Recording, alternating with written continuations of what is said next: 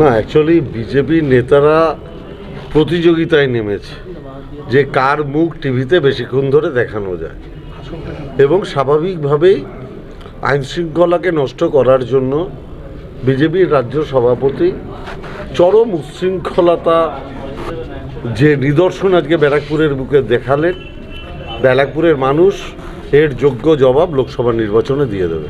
কিন্তু যেভাবে পুলিশ লাঠিচার্জ করেছে, কাঁদানে গ্যাস মহিলাদের মাধ্যমে, আপনি পুলিশের উপর ক্রমাগত ইট বৃষ্টি করবেন, পুলিশের মাথা ফাটবে, পুলিশের গায়ে লাগবে, পুলিশের মুখে লাগবে, তা পুলিশের কি নিজেদের আত্মরক্ষা করার অধিকার নেই? আত্মরক্ষার অধিকার যারা ইট মারবে শুধু তাদের, আর যারা ইট ঠেকাবে তাদের নিজেদের আত্মরক্ষা করার অধিকার নেই? একটার পর একটা ওখানে সমস্ত যারা দোকানদার ব্যবসায়ী তারা ভীত সন্ত্রস্ত, দোকান বন্ধ করে দিচ্ছে, একটা অরাজক পরিবেশ পরিস্থিতি তৈরি করার চেষ্টা করছে। এটা তো রাজনৈতিক দলের কাজ নয়। রাজনৈতিক দলের কাজ হচ্ছে মানুষকে সংগঠিত করা।